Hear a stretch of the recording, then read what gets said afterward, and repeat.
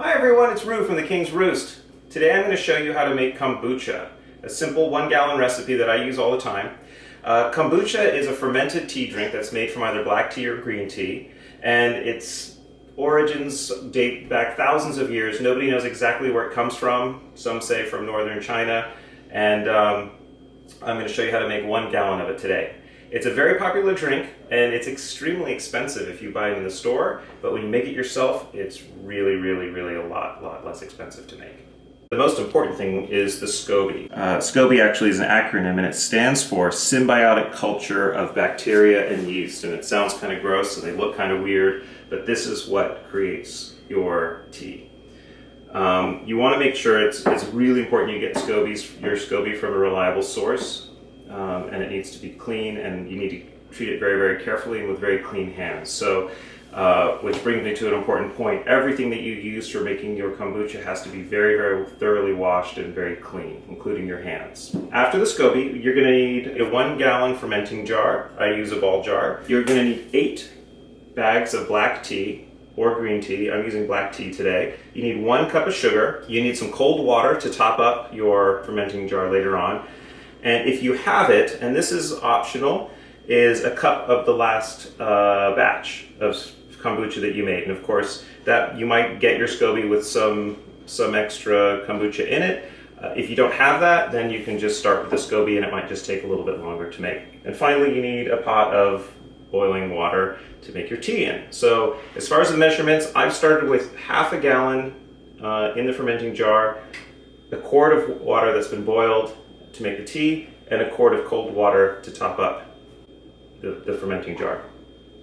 I've got a quart of water here, and we're going to dissolve the sugar, the 1 cup of sugar.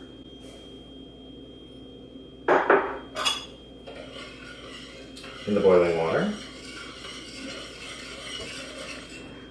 I used raw sugar today for my kombucha, but you can use plain old white sugar, organic sugar, whatever sugar you like. You can also use a little more sugar. Some of my friends use 1.5 cups of sugar per gallon, so it's just a matter of taste. More sugar is going to leave you with a stronger brew and take a little bit longer to ferment.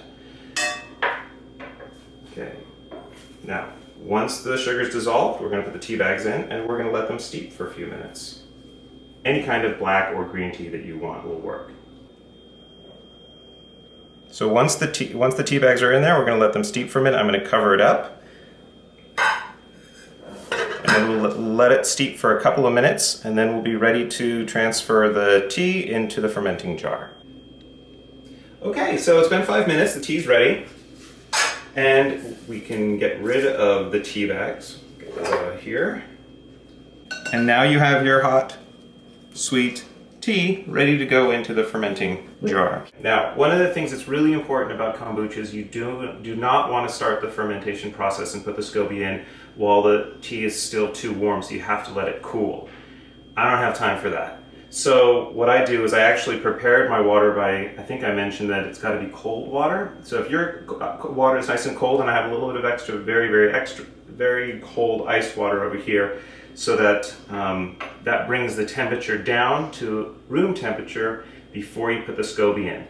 If you start the fermentation too warm or put the SCOBY in while it's still too warm, you can encourage mold growth, which is really bad. You do not want that. So room temperature, and here we go. We're going to transfer the tea into the fermenting jar.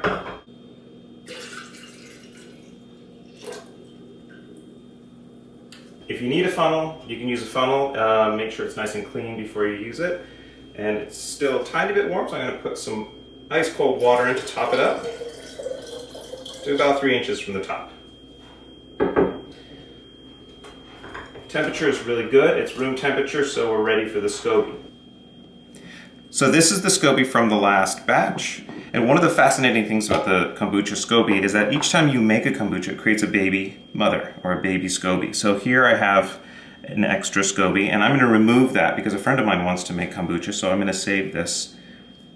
Separate this off, you just peel it apart, and I'm going to take the original SCOBY right here. It actually looks like I've got two extra ones, so I'm going to remove that one as well. You have to handle these very gently and with very clean hands. Try not to handle them too much. So this is my SCOBY, and I'm going to drop the SCOBY in, and it floats right on top. And if you have it, your kombucha from your last batch can go in too. That helps get the fermentation process started. And these need to be stored in the refrigerator, and if you have any kombucha, it's good to have some liquid in there with them. Now that everything's mixed up, it's at room temperature, it's ready to start fermenting and ready to be put away, you need to cover it up. You can use a paper towel, a cloth, an old t-shirt, whatever you use, just make sure it's clean. And I'm just going to take this paper towel and drop a rubber band on it. And you don't want it to be airtight, you want it to be able to breathe, but you also want it to be covered. So you don't want any bugs to get in. That's perfect. This is ready to go. You need to put it in a dark place that's going to be away from sunlight and at room temperature, sort of in the 70 to 80 degree range. You don't want it to be too warm and you don't want it to be too cold. So that's how you start your fermentation process for kombucha. So it's been almost 2 weeks now, and the SCOBY a brand new SCOBY has formed up top here, and the old SCOBY actually sank to the bottom. That's perfectly normal. Sometimes they'll float sideways, sometimes they'll sink to the bottom, sometimes they'll stay on top, and the new SCOBY will form adjacent to the old one, and you'll just get a thicker SCOBY. Those are all normal.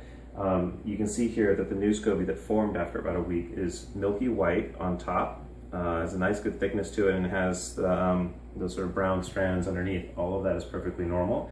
One of the things you want to watch for is if you get like black or you get weird colored molds on top of the SCOBY or mixed in, that's not very good. So now it's time to give the kombucha a taste to see if it is ready to bottle. Once you've had the SCOBY form, it's basically ready, so at this point it's just a matter of taste. If it's still a little sweet, you can bottle it now, or you can wait a little longer, and another week or so it'll continue to get more and more acidic and less sweet. So the way you test it is you take the straw, you drop it in there, and take a little out. This way you don't contaminate it, and put a little in a spoon like that and you can taste it.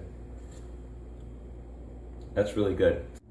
Okay, so for bottling you're going to need a funnel, and I'm going to use the funnel to put the kombucha into these glass swing top bottles. The swing top actually allows a nice seal to keep the carbonation in. A little bit more carbonation is going to form in the kombucha while it's maturing in the bottle.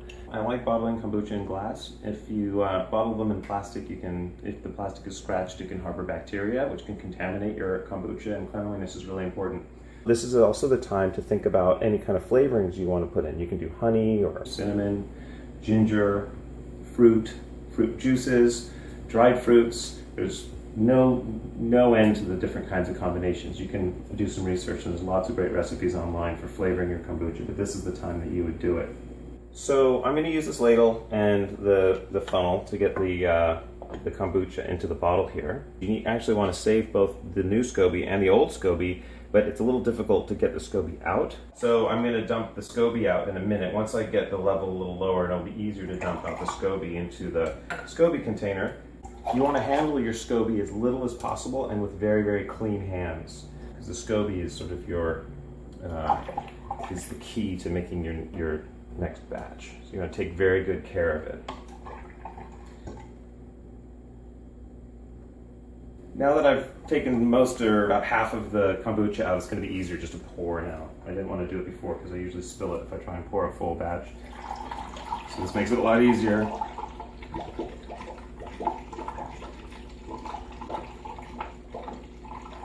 And I'm gonna pour out the two SCOBYs for storage into my glass SCOBY container here. It's gonna go into the fridge. There's one, and there's two, and they can just sit just like that, and that is perfect. I've got just enough kombucha there for storage. I'm gonna put a lid on that and put it in the fridge, and it'll be ready to go for my next batch of kombucha. It's so good. It's so good.